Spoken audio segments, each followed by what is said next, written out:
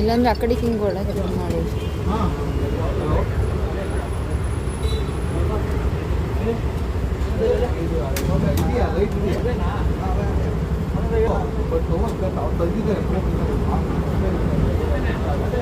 ನಾನು ಮಾಡ್ಕೋ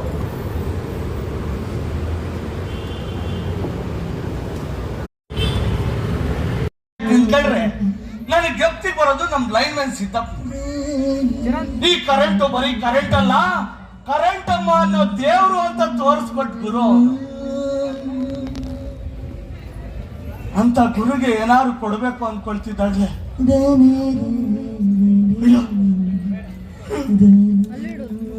ಅದನ್ನ ನೆನೆಸ್ಕೊಳಕ್ಕೂ ಆಗಲ್ಲ. ಸಿದ್ದಪ್ಪಣ್ಣ ಸಿದ್ದಪ್ಪಣ್ಣ